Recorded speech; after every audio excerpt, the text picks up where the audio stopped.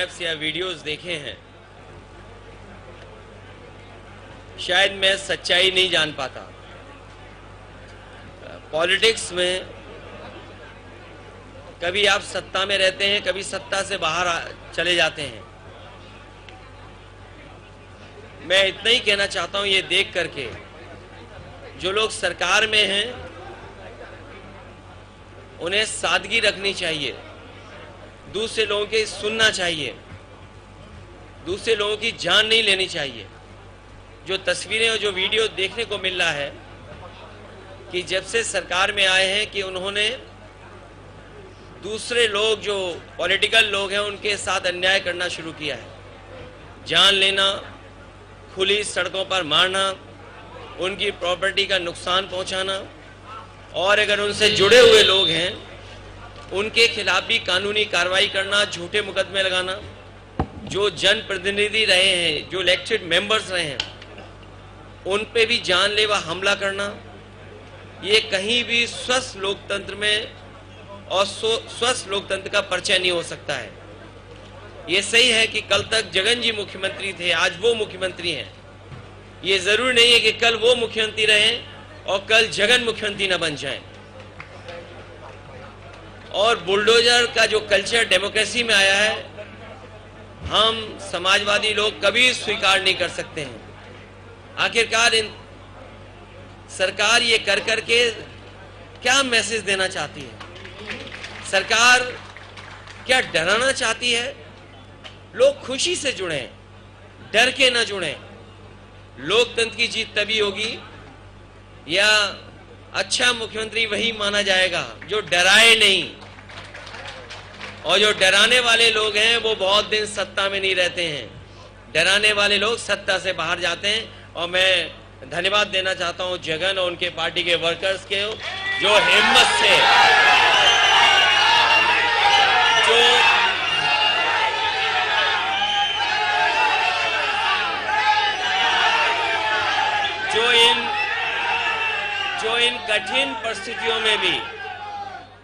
जो इन कठिन परिस्थितियों में भी अपने नेता के साथ हैं। और मैं देख रहा हूं कि जगन जहां नेता हैं लेकिन वो अपने वर्कर के बीच में हैं। जो नेता वर्कर रहता है वो नेता हमेशा बना रहता है। आज वर्कर्स के लिए लड़ रहे हैं, यही वर्कर्स हैं जो कल आपको लड़ करके वहां पर दोबारा पहुंचाएंगे।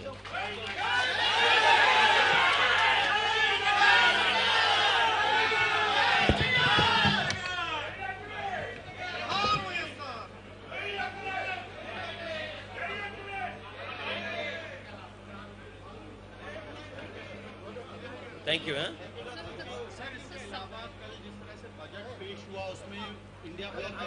देखिए, बजट पे मैं इसलिए नहीं बोलूंगा, ये जगन जी का मुद्दा है, इसको आपको दिखाना चाहिए, बताना चाहिए कि वर्कर के साथ अन्याय नहीं होना चाहिए।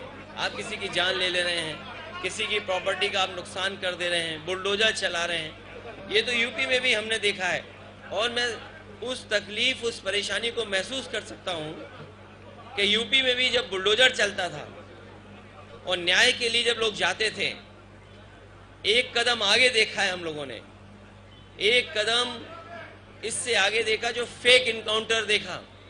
और शायद दुनिया में, देश में कहीं किसी ने ऐसा नहीं देखा होगा कि लाइव किसी को मार दिया गया हो।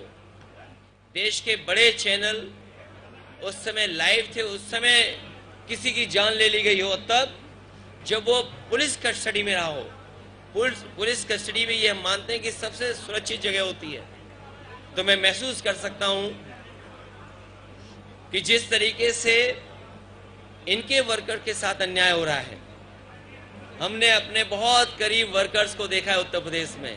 ये बात मैं इसलिए कह रहा हूं कि कभी हम 3 लोकसभा के सांसद थे, हम लोग लड़े, सरकार से नहीं झुके। न केवल हम 37 एमपी जीते हैं, बल्कि कांग्रेस पार्टी को भी 6 एमपी समाजवादी पार्टी के लोगों ने उत्तर प्रदेश में जिताने का काम किया। तो जनता ये देखती है और जनता अपना मन बदलती है। हो सकता है जनता ने वो बात न समझी हो, लेकिन आज जिस तरह का सरकार का व्यवहार है, कल जगन की पुरानी बातों को वो महसूस करेंगे, पुरानी पॉलिसीज को वो याद करेंगे, पुराने कार्यक्रमों को याद करेंगे। फिर एक बार उनके साथ खड़े दिखेंगे।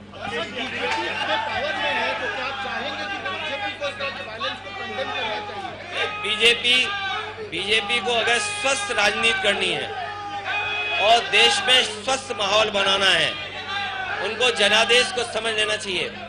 जनादेश यही है कि यहाँ पर भाईचारा हो, स्वस्थ राजनीति हो। आप देखिए अभी कावड़ को लेकर के क्या किया था सरकार ने, लेकिन सरकार को पीछे हटना पड़ा। जनता स्वीकार नहीं कर रही है, जनता वायलेंस को पसंद नहीं कर सकती, जनता कभी भी नहीं चाहेगी कि एक दूसरे की जान ले कोई। अखिलेश जी, आपने यहाँ पे वीडियोस देखे अभी, और बहुत सारी पार्टियां ऐसी हैं जो आपके साथ हैं, क्या अपील आप उनसे करना चाहेंगे कि वो आके देखें या साथ दें? मैं साथ हूँ, क्योंकि ये देखना जरूरी है कि अगर सत्ता परिवर्तन होता है तो क्या अन्याय किस सीमा तक चला जाता है। हमारा इस एग्जीबिशन में आने का मकसद यही है कि कल मुख्यमंत्री जगन थे, आज दूसरे हैं, कल कोई और भी होगा, तो ये वर्कर के साथ अन्याय नहीं करना चाहिए। चलिए ठीक है, थैंक यू जगन है, थैंक यू। मैं मिलता हूँ।